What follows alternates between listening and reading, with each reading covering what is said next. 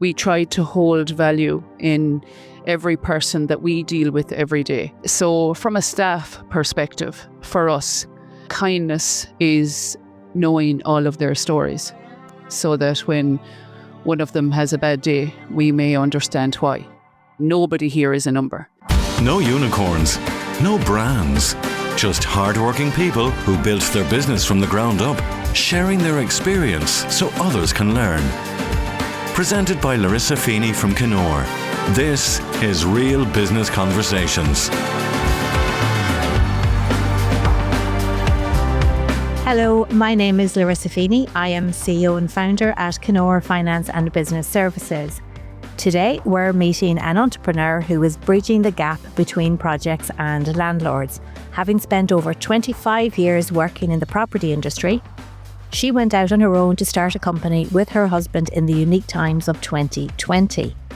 We hear how they managed their growth from small family business to leading experts in Ireland within 12 months. It's a pleasure to welcome property expert and co-founder of LL Solutions, Diane Kelly. Hi Larissa, thanks a million, great to be here. Okay, Diane, so maybe let's start by telling me how you started in property management. We do property maintenance as such now and refurbs. So the management we leave to the block managers and all that side of it. Okay. But from that point of view, I originated way back in my early 20s. I worked as an auctioneer for a number of years and I didn't particularly like it, but I loved new developments and I loved snagging houses and doing show houses and all that side of it. And then as the years went on, I suppose, kept involved with different property developments as they came along through the years and ended up in property maintenance and refurbs then about 15 years ago. I guess I found my niche there. I loved it, loved dealing with property managers and tenants and, finding different things that we could do. And that's where I started at it originally. So you started in auctioneering, was that right? So were you working for an auctioneer, was it? And then... I was. Okay, and you didn't like that? Yeah. I hated auctioneering. And was it the selling aspect, Diane, that you didn't like? Or for me, auctioneering a lot of the time is about sales. Obviously, hugely into sales. And I'm well able to talk. I can't say that was an issue for me, but there was times when things were a little bit different back then as well. I think for me, it was just, at times, it was kind of a false economy. We were pushing for offers and things on houses and trying to do the very best you could for clients. But the reality for me at times was, sometimes, I would look at a house and I would just think, okay, that's where it should be. That's the price it should be. And at that time, it could go up. My God, offers could come up of 25 or 30,000. And you would literally there was times, especially for young couples, that I would be standing opposite young couples. And obviously in the back of my mind, I'm going, stop. This is obviously back in the boom, was it? Yeah, just before the recession hit. Okay. Yeah, just before the recession hit. And I found sometimes it was just hard to sleep at night. So that just wasn't for me. It wasn't something I wanted to do. It wasn't aligning with your own personal values. Correct. Yeah, okay. Yeah. But I did love property. I loved property and I loved, I particularly love new developments. I love going in, snagging units and, checking what builders done and working with them and all that side of it. I did love that. I loved all the information you get and all the different layouts of houses and the core values behind them, I suppose, or the different ways they were done, good developments, bad developments. But I loved that side of it. So I was very lucky as the years went on to find what I currently do, which puts it all together. You moved from the auctioneer business or selling houses into property maintenance. And then how? Oh, you didn't. Okay. No, the recession hit. I had loads of different various jobs then for a number of years after the recession hit, because everybody that was involved in the property sector, as everybody knows, was pretty much made redundant overnight. I'd done a number of things for a number of years, and then I went into property maintenance and refurbs.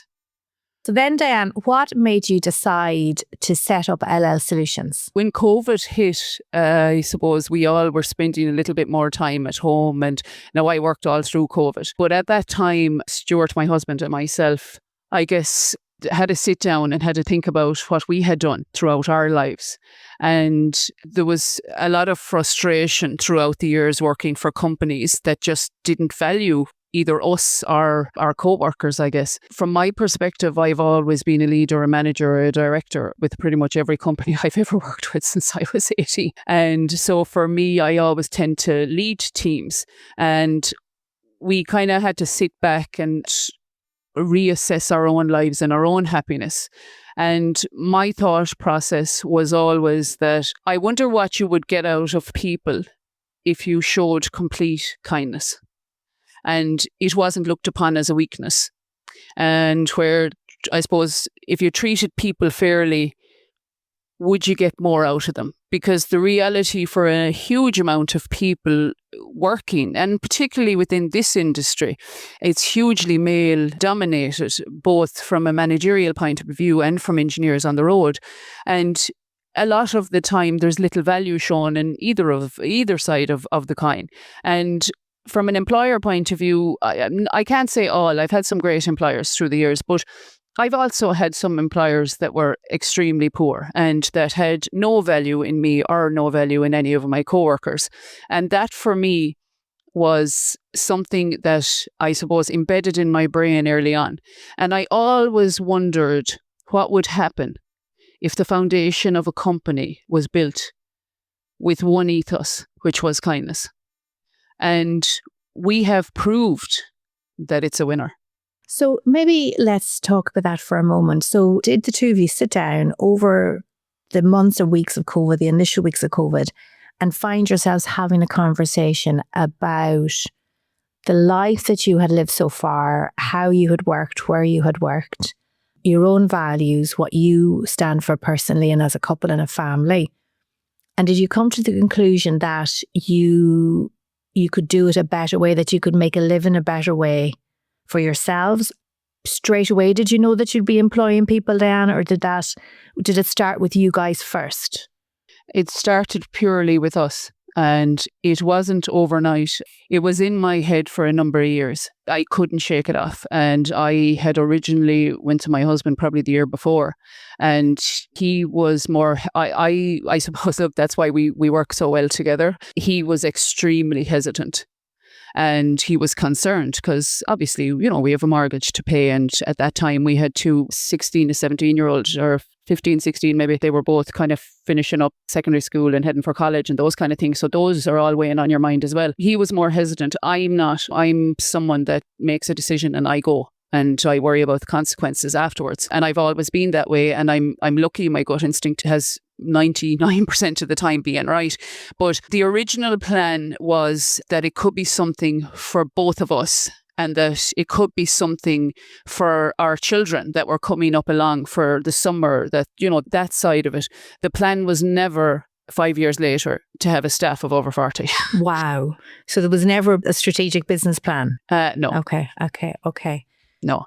Okay, fascinating. So you started, was it during COVID itself that you actually started? Yes. It was. And then... Yeah, it was.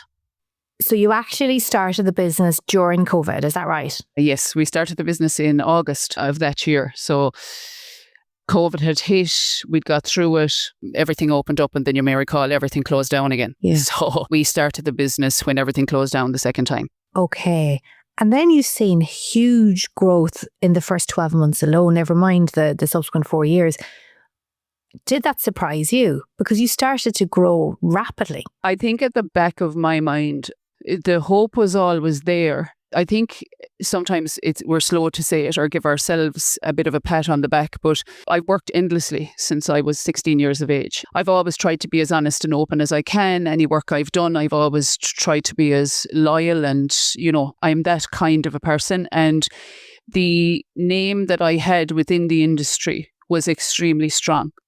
And something that started so small, within 6 months, we were absolutely inundated with calls. We've never gone to the market or contacted for the first 4 years. To be fair, it's only this year really we approached 2 clients. But previous to that, we actually have never gone to the market looking for clients. They have all come to us. And the amount that came to us early was absolutely mind-boggling. And some came and it was like, I'm sorry, I can't do works for you because we're still growing.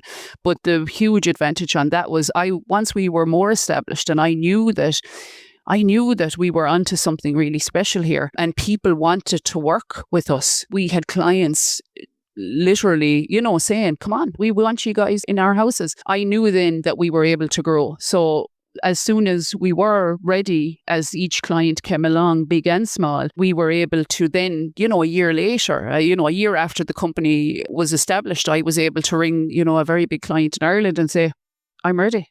And then we also had the other side of it, which was like we also had to remember the reality of Ireland, which are the things people don't think about is obviously the housing bodies in Ireland, they're a huge part of our business now.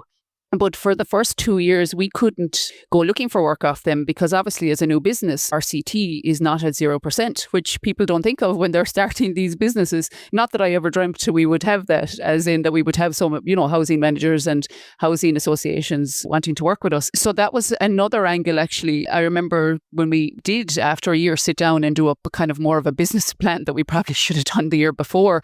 And I remember at that meeting, someone saying, why are we not targeting the housing bodies at that time, because we had loads of other clients coming to us. And I said, we can't. And this is something that people don't think of is we had to wait 2 years, obviously, to get 0% RCT. Yeah. So that's something small but big at the same time. Well, it is big, and it's a really good point you make, because you were excluded from that market, which is a big market, first of all, in this country, a very stable market.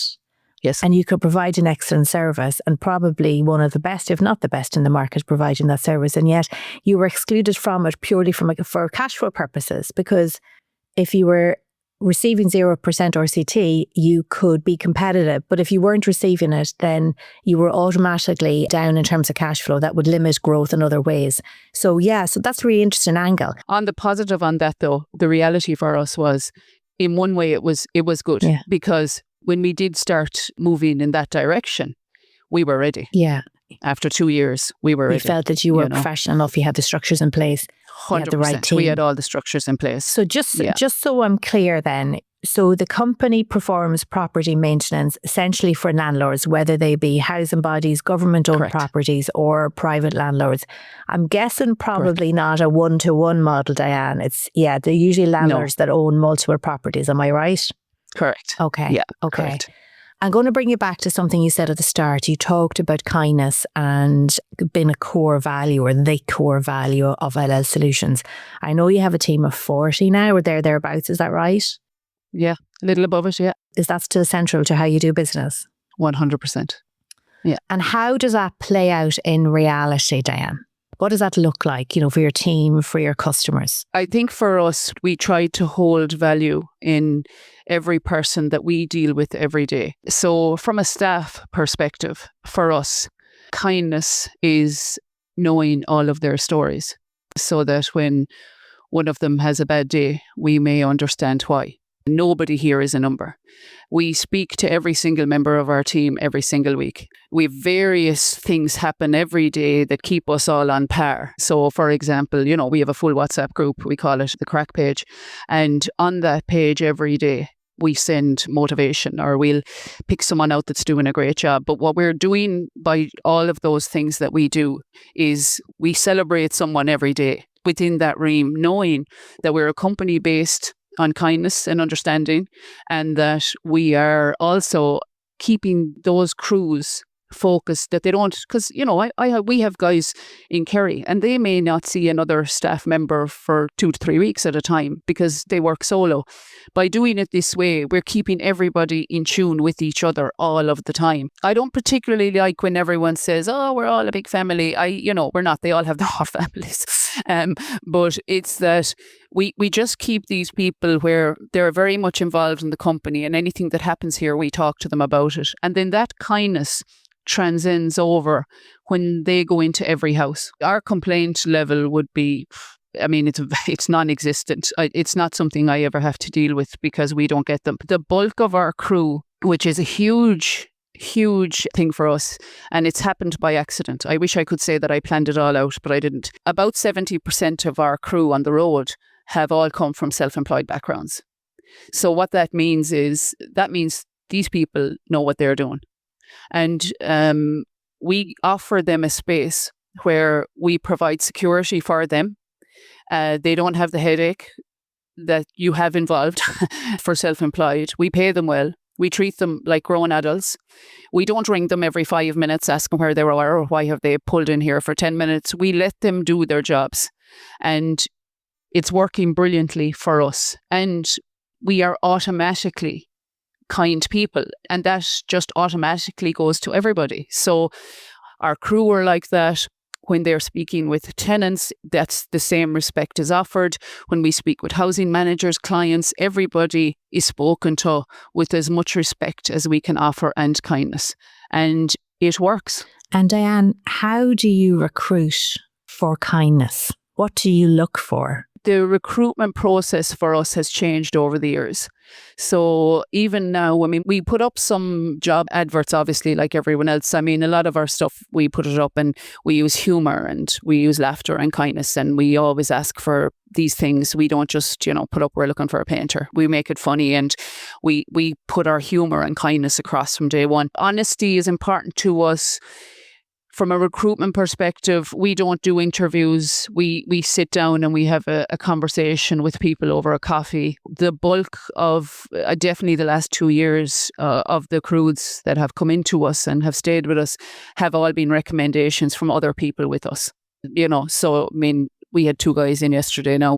Those jobs were never even advertised because they would be friends with other people that work for us, and our reputation is high within our own crews, so people want to work for us. And you don't seem to have any major challenges recruiting, from what you're saying. Well, it's as we grow. So we're going through a growth spurt again now, going into next year. So we're getting ready now for 2026. We have a very, very high retention of staff, and we've had that from day one. But as we've got better and everyone else has got better around us, that security aspect is huge for us. So we recruit when we're growing, not necessarily to replace people, because like I said, people very rarely leave us. So we're really lucky. And that speaks a lot, about your culture and your leadership style, I would suggest as well, Diane. How would you describe your leadership style? Stuart and myself would be very hands-on. We know what it's like working on the road. For the first 2 years of this company, we done a huge amount of work ourselves on the road. Stuart's on the road permanently, and I'm in the office now. I won't say permanently, but I'm here a lot and I run from here. The leadership style we try to run with all the time is fairness. Our standards are high.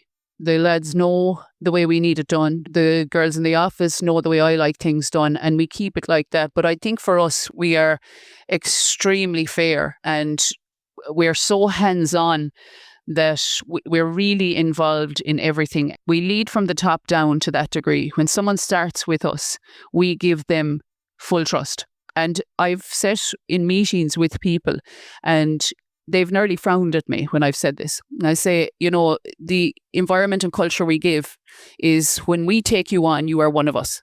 And we have your back and you have ours. And we give you full trust. And if you break that trust, you are gone. But the trust is held, and it works fabulously. Instead of having, fully grown men who are in a trade for 25 years watching their phone every 15 minutes because they pulled in for a cup of coffee and someone's wondering why. So that's how we run it. You and I have very similar values. My LinkedIn post this morning was actually about fairness, so I would agree with you on that. But I have a question, back to kindness for a second. What's the difference between nice and being kind? I think for us, and it's something we say at every meeting, we say exactly that, which is at the end of every single health and safety meeting, we do obviously these a number of times a year, I stand up in front of everyone at the very end and I always say, there's one lesson that everyone sitting in the room always needs to be aware, which is that, don't confuse our kindness for stupidity, or don't confuse it for weakness. I have absolutely no issue making harsh decisions when I have to make them. The kindness side of it, if people always try to do the right thing, we will always reward it and be kind back and be understanding. If somebody goes out of their way to not do that, or their values change, or work's inconsistent, or somebody just messes around, then we don't suffer fools. We will let them go. So for us, that is the difference. From what you've said so far, Diane, you started off very strongly. You had no problem getting customers, which is amazing. There was no marketing. It was all word of mouth. Like, I don't know how many businesses start as strongly as you guys started, okay? You just took off like a rocket. You had no problems getting staff. You still have no problems getting staff, which again is unusual in today's market, in a market of full employment, but especially in an industry like yours where you're heavily people-based. You're also heavily trades-based, okay? And I mean, like, I can't get a plumber. Most people can't get a plumber. And yet you have no problem employing great guys, right? And girls, I'm sure, okay? But I know that there's no way it was plain sailing in those early months and years. So talk to us about some of the challenges that you encountered along the way. There was a lot of challenges. I guess, the first year, our major challenges were we were expanding exceptionally fast, too fast for what we could afford financially. And, we often, I suppose, Stuart and myself have so many stories from that first year. We still talk about the variations. And I think the first year we worked 7 days a week, a minimum of 12 hours a day for 52 weeks. And wow. So that was challenging in itself. And we were moving as fast as we can, and we were trying to grow. And one of my major issues with in the past that I saw was, with regard to these companies, was where you work really hard for a month, and then you look at your profit and loss, your balance sheet, and at the end of it you realize that you owe 50,000 out on suppliers that only sent their bills in. So we started early on. And I know Savanka, you're one of your accountants that does a fabulous job for us. I remember when I spoke with her about this, I remember her kind of going, God, I don't know if you can do that, which was we wanted to run a non-credit company. So in our first year, regardless of what happened to us, I would never delve from that. So I'll give you an example even of what we done on some of those things was, on one of our first or second fit out that we did, we literally had no money. We had spent everything we had. And I went home and gathered 2 new pairs of curtains from my sitting room and one of the bedrooms at home to finish off a fit out to save us money. So challenges went from that, which were, okay, we need 2 new pairs of curtains, which we thought was our biggest challenge that year. It ended up as time went on. I think when we went into year 2, then all the different challenges that come along are, we were started buying vans and we felt the right thing at that time was we buy vans that are 4 or 5 years old and they're ours and we own them and off we go. And that was a great idea until we went into year 3. And then these vans had 100,000 miles on them in a year and they all started breaking down. So we had to come up with another plan. So all these different obstacles come up in front of us as we're moving along. For the first year as well, in year and a half, there was awful backlash from, I suppose, I'm not going to say the whole industry, but there was an awful lot of backlash from particular people and particular companies coming after us and coming at us. And, it seemed to be all based around me. And, there was an awful lot of different things said. There was, some letters exchanged. There was different things going on. And it was very upsetting at the time when all we wanted to do was, we just wanted to do a day's work. That's all we ever wanted to do. So I'll touch on that for a second, then I'll go back then to cash flow, because I know that listeners who are in this position that you were in at that time would be interested in hearing about that. But in terms of that hard time that you went through and, what you're talking about around the industry backlash, why? Was that just competitors who... Yeah, I think in some ways it obviously was. There was, within this industry, everybody thinks their own industry is the most important. I don't think our industry is the most important. I think it's the most important to us, but it's not necessarily the most important to everyone else. We as business owners and as 2 people that have worked their entire life wanted to do it ever so slightly different. And I'm not necessarily talking about the work. The work is the work. But for me, the difference between sending, a qualified roofer out to look at a roof and a handyman to stand on a ladder and look up, that's the difference between companies. And it's not that the other companies are wrong. It's like there's a number of really good companies in the country, and we just try to always do it right. But for some reason that became contentious because we were just doing our jobs. Like we grew the company in the first year and a half without the first 2 years without a single signed van. We deliberately grew slowly because we were nearly afraid of the lashback we were getting at times.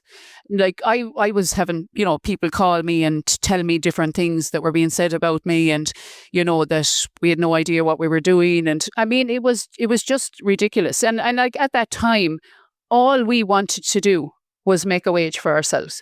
That was it. So these were competitors who were trying to undermine you, trying to, trying to, I suppose, not necessarily make you go out of business, but certainly stop you in your tracks. Yeah. Maybe felt that you were getting too big for your boots, Diane, and 100%. they felt a bit threatened, maybe, Yeah. But so how did you handle it? What did you do? We just got bigger faster. Yeah. Just put your head down and keep on going. Every time that something happened or something was said, I'm not going to lie, we added another delve to our company on something that we hadn't planned on doing. I don't take that stuff well. I mean, I'm a worker by nature. It's the way I am. I have always been built like that. Our goal was just to provide the best company we could. The fact that this company is female-led, obviously, that's not in the country at the moment. No, I mean, there's loads of women leading companies, so I'm not saying it like that. But because these companies are primarily male-led, me being a woman being successful within it seemed to be problematic for a number of people. But then from our starting point as a company, I mean, I have to say it because, I mean, I'm not going to push it all out there that, it's about men or anything. I mean, in our first year particularly, I mean, there was, 2 men within the country who are big business owners who, and I would classify as good friends, very good friends of mine now. I mean, both of those stepped forward from nowhere at the time and were so supportive and kind with advice and really motivational towards us and helped us out on jobs. That would be Sean Cahill and Robert Cummins from RCPS. And I mean, Robert Cummins has a property maintenance services company in Dublin, and, he would be huge within his own industry. And then us showing up, I suppose, and I would never classify us as competitors to any company in the country. There is more than enough work for everyone. And I think Robert Cummins and myself particularly are a real strong example of that. I mean, we're both owners of, companies that do the same thing. And we're friends. We're good friends. So it's collaboration. And I think when you have that respect and honesty within the country, and as I said, even, the advice that, those 2 men, Sean and Robert, are in their industries for years. And their advice and support in our early days was literally life-changing for me because, I mean, I remember Sean, particularly one particular day in our first year, and he just happened to ring me about something, and he said, you don't sound great. And I told him a story of something that happened that week, and I just remember his support to me as a business person saying, come on. Yeah. I've said to him afterwards, you should probably have your own something there to help people get off the ground company-wise. So I think it's important that I recognise there was lots of support as well. Yeah. But we believe the negative before we take on the support. I think the negativity, and I think, we've all felt it in various different ways. That negativity can drive you on. You have a mission, you have a job to do, you've got a family to support or a team to support or a company to grow, whatever it is. And if you truly believe that you're doing and you are doing business the right way and you're making a difference to your customers and to your team, you just drive on, don't you? And you just get it done. But it's really difficult to do that. I mean, the negativity is always going to be there. It is always going to be there, and that's a fact of life, I suppose, to various different degrees though, But it's very difficult to do that without support. So you've mentioned some of the support you've got from colleagues within the industry, which is really important. And I've seen that myself in my own business. Super support and this business, like your business, is extraordinarily male dominated and always has been. And like you, I've seen massive support for this business and the way we do business and the values that we stand for. And it's not possible, I don't think, or it's a lot harder. Okay, it's probably possible, but it's a lot harder to continue to grow strongly without that support. But Would you have got, or do you have any other support, Diane, in particular? You've mentioned yourself and Stuart, you've mentioned your team and the two major supporters within the industry. Do you guys, because, transitioning as you did from being an employee for so many years in, various different industries and amassing all that experience to starting a business and running your own business, that's a massive change. Doing a job and running a business is very, very different, especially growing a business and running it successfully and transition it to where you are today, never mind where you're going to go. Do you get any other support, like in the form of mentoring or coaching or peer-to-peer groups? Do you do any of that? No, I don't, but I come from West Clare and I come from a farming background, and I'm surrounded by, I suppose, a family of legends, and I can assure you we don't need any business coaching in our house. I have 4 siblings, 2 older brothers, an older sister and a younger sister, so my 3 older siblings are all self-employed. Okay. For many, many years. Okay. So that's great. Massive. And my younger sister now even is doing she's starting her own business as well this year. So that'll be a full lot then, that there'll be 100% of us working for ourselves. So we often have a bit of a slag at home on that, which is, I think I always put it down to we're just can't be told what to do. Other people say it's amazing to have a family like this that all employ, and the funny thing is our ethos, all of us, my brother even now would employ quite a number of staff, my older sister would as well, and it's like everybody runs off the same ethos, which is that kind of streak. We all run things the same way. So I think for me, watching them through the years has been huge for me. And I can assure you, if I make a mistake, they will be very, very quick to tell me. Do they act like almost like an informal board of advisors in a way? Or, can you reach out to them if there's a challenge that you've come across? Do you seek their advice? I suppose we'd always have chats when we meet up and things like that about business. So that's good. I think for them, if I ever needed them, 100%, I would ring them. I think in 5 years I've rang them once.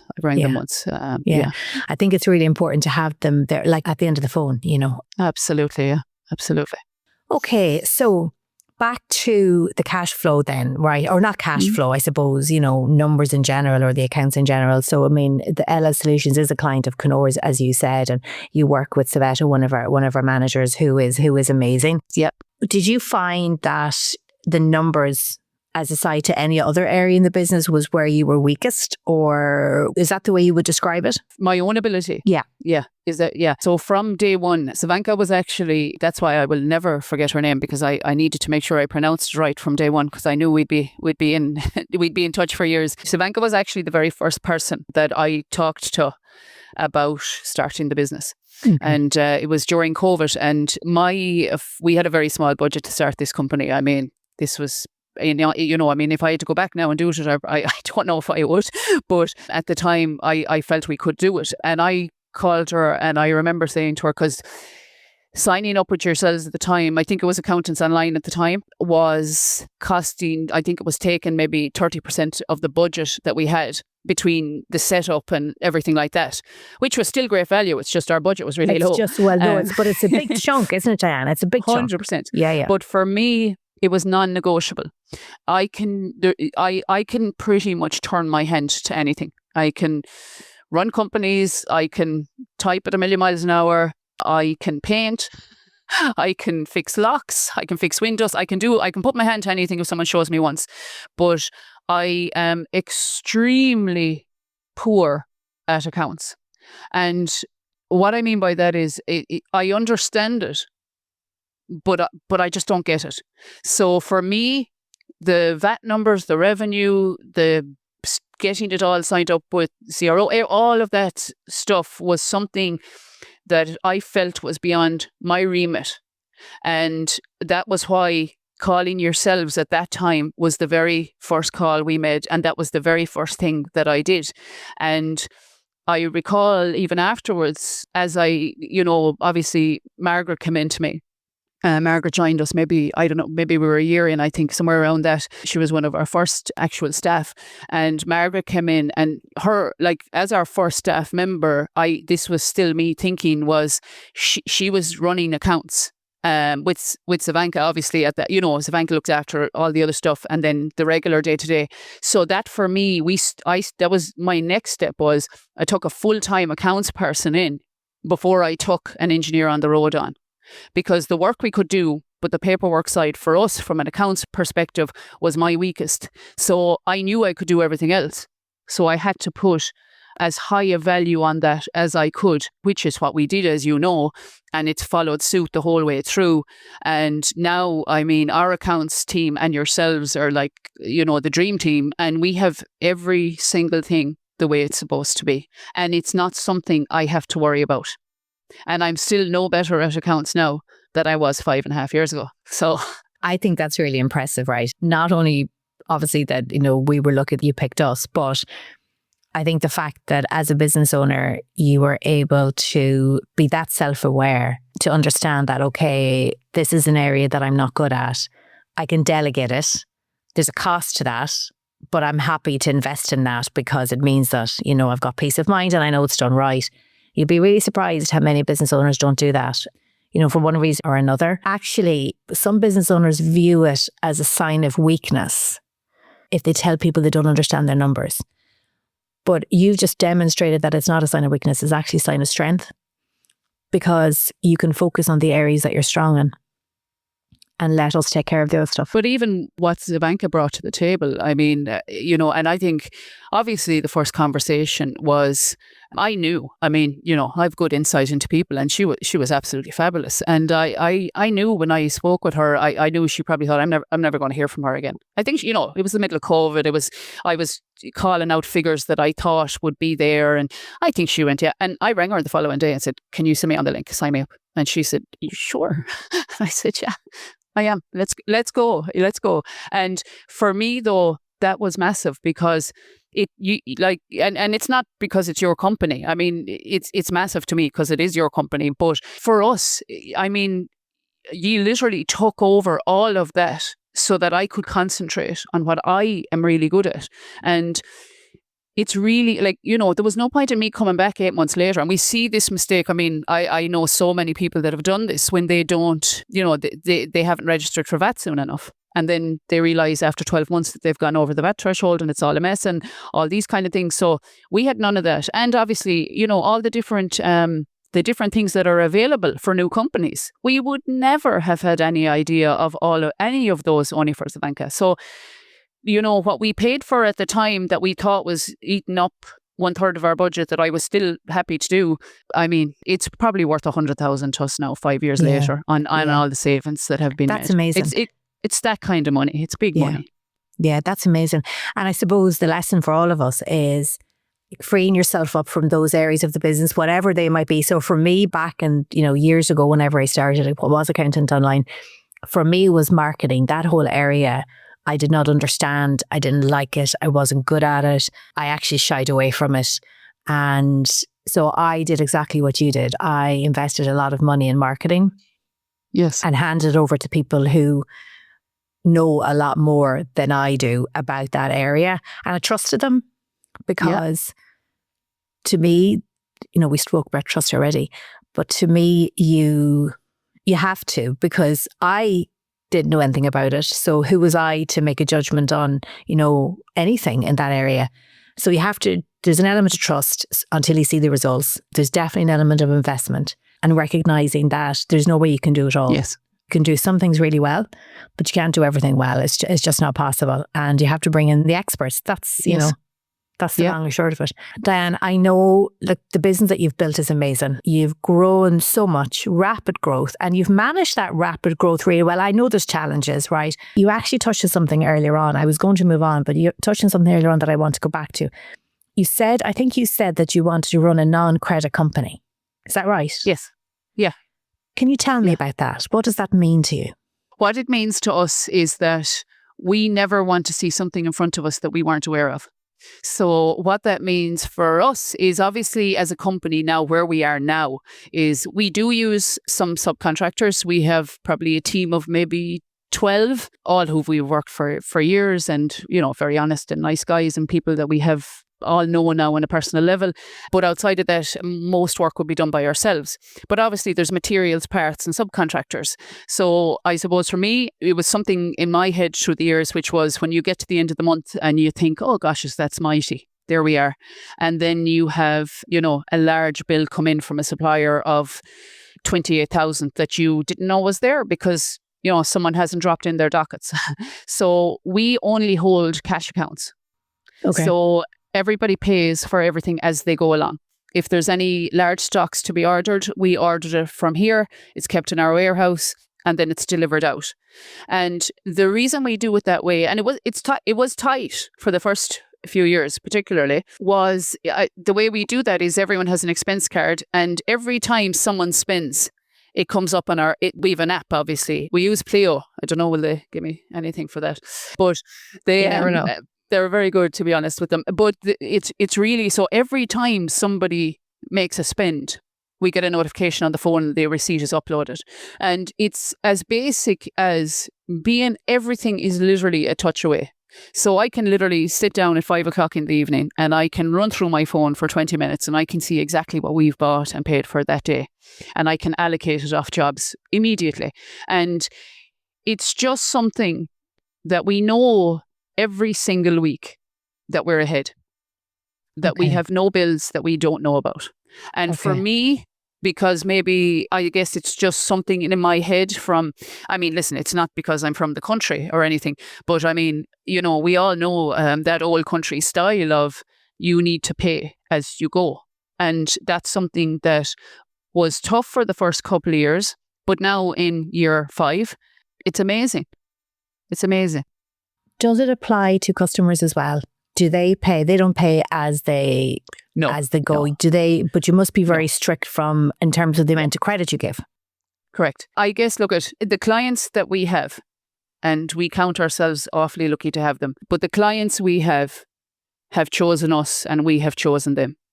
And it's the same as our crews on the road, all the people that work for us. We give that full trust. If we are working for a client, it's because we want to work for them and we trust the process on it. And we're not gullible. We don't just randomly take every client that knocks on our door. That doesn't happen. But everybody that we have is on a particular payment plan, and that's the reality of it. And we're very lucky. Everybody we work with pays us. I think, I do think there's an element of luck. I definitely think that you have designed this and, you work with people whose values align with yours. You work with people that you want to work with. And I think you've managed that really well. Like, there's so many things about this business that I love. Rapid growth is so hard. Businesses like yours don't get the recognition that other businesses get because you're in a traditional sector, you're, employing trade, and you just don't get that recognition for some reason. A lot of businesses in traditional sectors don't. There's great retailers, for example, and hospitality owners out there that are the same. Your business, Diane, like over 5 years, you have grown an incredible amount. You employ a great team, have got great customers. And, that's all down to you and Stuart and your values and how you do business. And that's recognised by the team that stay with you. Sure, that's expressed by both the team and your customers. Finally, Diane, I know after all that, after 5 years of growth, that I know you haven't finished yet, but you are embarking on a project where you're giving back. Maybe you can tell us a little bit about that. So each year since we started the company, these are random things, but these just show, I suppose, our kindness throughout things. And maybe we were slower over the years to put things out there. We're not now. We're more obvious and we're talking about things. So over the last 5 years, every year since the day we started the company, we picked one project each year. And that would just be a random project. I would do all the specialist cleaning with our team and all these different things. And we see some awfully sad, vulnerable cases out there, which ring true with me and some I won't ever forget. So each year we pick one unit over the last 5 years, and we would just go in and we would, no fuss, there'll be no invoice, there's no charge, and we fix it. Last year's was an elderly gentleman, and I won't go into the personal information on it because this is, it's a vulnerable case. We fixed his little cottage. We gave him flooring. He had no heat. We sorted that. We painted it. We cleared it. We gave him new furniture, and we've done that in 5 houses over the last 5 years. Nobody knows about it. It's something we give back, something nice and quiet. And we work with, other organizations that need our help, I suppose, and we let them choose someone as well. And it's something that we've always done. So earlier this year, we thought about this concept as a whole, and we're doing it anyway. We just don't take any recognition for it, and we don't want we don't want recognition for it. It was something we done as a company for a matter of kindness. But we decided this year to start something, and it's called Home to Hope. So Home to Hope, what this project is that we put it out to the market to see, I guess, on a national stage, who needs help. And we decided that we're actually going to do a documentary series on these and record them to show various things. Firstly, it is giving back. And some of the cases that we've visited over the last 2 months are horrendous. And they're terrible situations and people living in appalling conditions. And we've chosen 2 of these at the moment. We'll be starting filming this now next month. And we have 5 days to go in and out. And we are going to give them, the reality is we're trying to fix their homes and give them hope back into their lives. And they're very sad stories and they're terrible situations. And it's going to be an amazing transformation. Their stories are unbelievably sad for various reasons.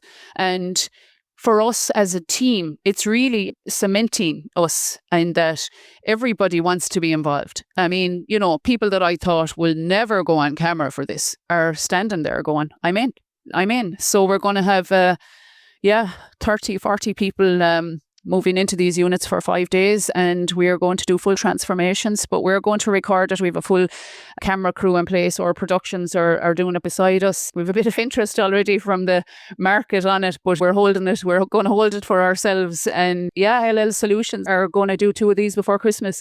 And we do think it's going to be amazing. It's going to be amazing TV from our side. And we, even our guys, some of our guys are so amazing. Their stories are amazing. Everybody forgets that everybody has a story, and we've all these different things going on, but it's really uniting us as a company and as people, and we're helping. And as I said, I'm not going to go into all the details on the 2 units we've chosen so far because they're just so sad that people are living this way. So my heart is already broken from it. So God help us all when we start filming it. But that's our plan for Home to Hope this year, and who knows what might come of that next year. But it's about us giving back again, but we're doing it on a stage and on a platform this time. I think that's incredible. It's amazing. And Diane, well done. And I really look forward to seeing that and to hearing more about it. And I know that you're going to do even better things next year. Diane, my last question now. So you said that 5 years ago, whenever you first spoke to Savetta in Kenora, that you thought that the numbers that you gave her would have scared her away, and she would have been saying, God, no way is this woman going to grow a company to this size. What's going to happen over the next 5 years, Diana? You've smashed every goal so far. What's your plan for the next 5 years? We're going to get to the end of this year first. I think our goal, we have a very, very simple goal, and that is that we get better every month. Every month we put something in place that gets better. I'm not sure that we ever want to be the biggest in the country, although it may happen without me realising it. But one thing for sure is that we will always be the kindest and we will always be the most hardworking. And our main goal for the next 5 years is to keep doing a good job and looking after these tenanted properties and making sure everyone has heat and doing their thing. I don't make too many plans because I tend to double them if I do. So I will just keep moving forward where we're at, and we'll see how many LL Solutions vans will be on the road in another 12 months. Diane, it's been an absolute pleasure to have you on the podcast today. I've really enjoyed hearing about your amazing business and all the amazing things you've done so far and all the amazing things you're going to do. Diane Kelly, co-founder of LL Solutions, thank you very much for joining us. Super. Thanks, Larissa. Thanks a million. Thank you for listening to Real Business Conversations with Kenora. For more information on this episode, see the description area of this podcast or visit our website, kenora.com. Remember to press follow on your podcast player now so you'll get a brand new episode every single month. This podcast is produced by DustPod.io for Kenora Finance and Business Services.